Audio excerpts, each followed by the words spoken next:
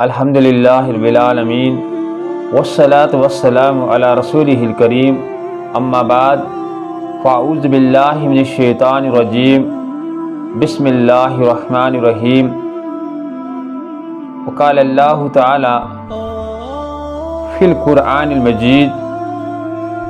ان تجتنبوا کبائر ما تنہون عنہ نکفر عنکم سیئاتکم وندخلکم مدخلا کریما رب اشرح لی صدری ویسر لی امری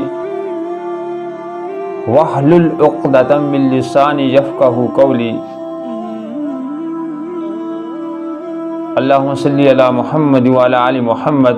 کما صلیت علی ابراہیم وعلی آل ابراہیم انک حمید مجید اللہم بارک علی محمد وعلی آل محمد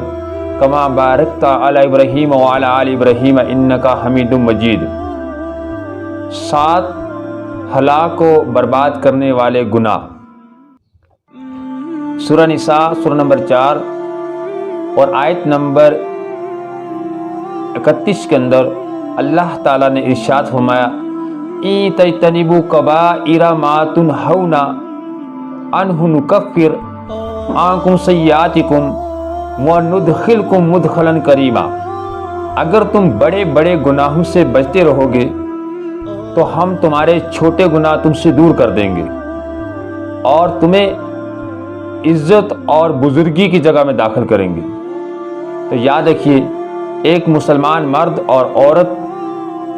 کو اپنی زندگی کے اندر سب سے پہلے یہ کوشش کرنی ہے کہ جو بڑے بڑے کبیرہ گناہ ہے ان کو چھوڑ دینا ہے،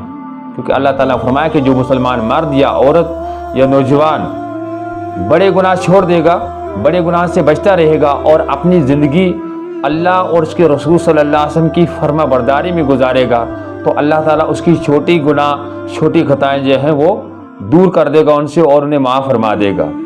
اور انہیں عزت اور بزرگی کی جگہ میں داخل کرے گا۔ حدیث ہے صحیح بخاری کی 2766 نمبر،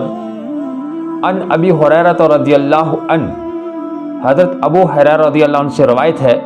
ان نبی صلی اللہ علیہ وسلم کہ اللہ کے رسول صلی اللہ علیہ وسلم نے ارشاد فرمایا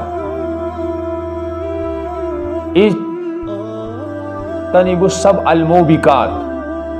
آپ صلی اللہ علیہ وسلم نے ارشاد فرمایا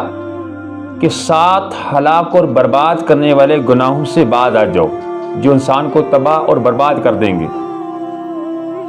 تو صحابہ کرام نے پوچھا قالوا یا رسول اللہ صلی اللہ علیہ وسلم، اے اللہ کے رسول صلی اللہ علیہ وسلم، وما ہننا، وہ 7 ہلاک اور برباد کرنے والے گناہ کون سے ہوں گے؟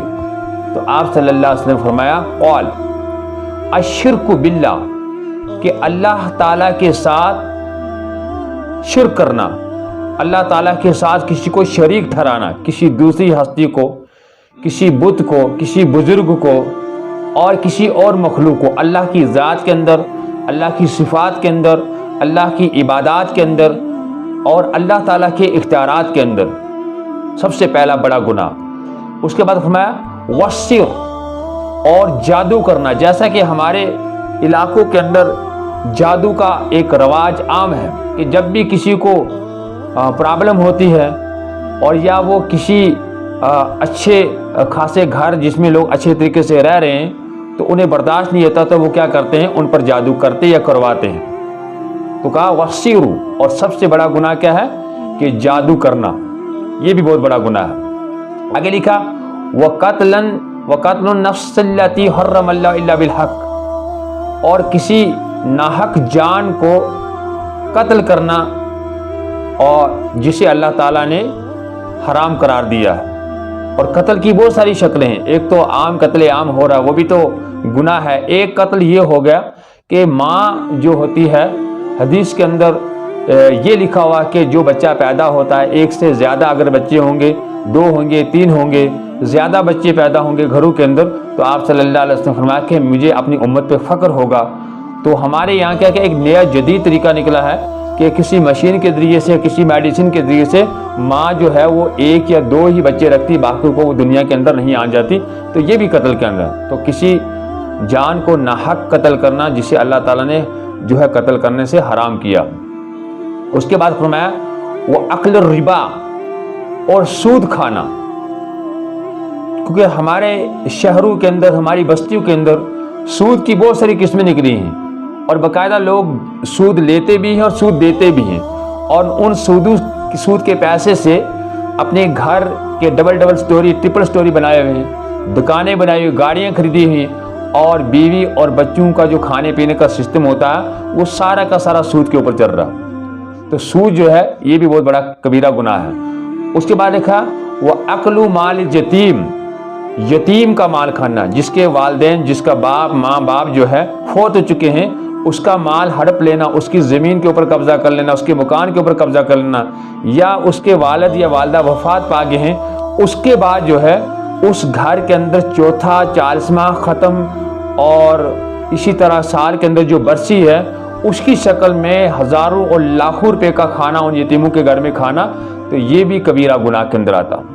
بلکہ یتیم کے اوپر، سر کے اوپر ہاتھ پھیرا جائے اور اس کی اپنی طرف سے امداد کی جائے، تو یتیم کا مال کھانا بھی بہت بڑا گناہ ہے۔ اس کے بعد فرمایا وَتَوَلِّ یوم الزحف، اور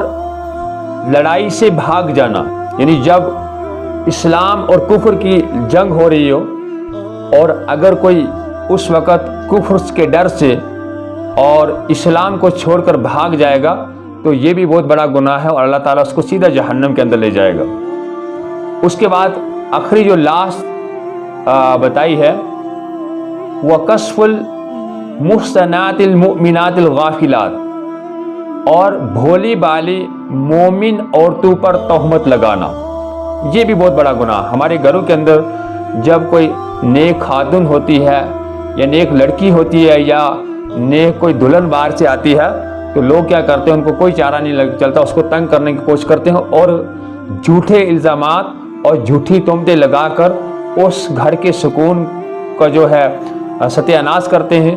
اور ان کی زندگی کو برداشت کرنے کو کوشش کرتے ہیں، اور ان کے درمیان تفرقہ بازی، ان کے درمیان انتشار پیدا کرنے کی کوشش کرتے ہیں۔ اللہ تعالیٰ فرمایا ان اللہ لا یحب المفسدین، کہ اللہ تعالیٰ فساد کرنے والوں کو پسند نہیں کرتا۔ جو لوگ بھولی بالی مومن عورت پر تہمت لگاتے ہیں تو یہ بھی بڑا کبیرہ گناہ ہے۔ تو اللہ تعالیٰ سے دعا ہے کہ اللہ تعالیٰ ہمیں جو ہے جو بڑے بڑے گناہ ہیں کبیرہ ان سے بچنے کی توفیق عطا فرمائے۔ وآخر دعوانا ان الحمد للہ رب العالمین۔ السلام علیکم ورحمۃ اللہ وبرکاتہ۔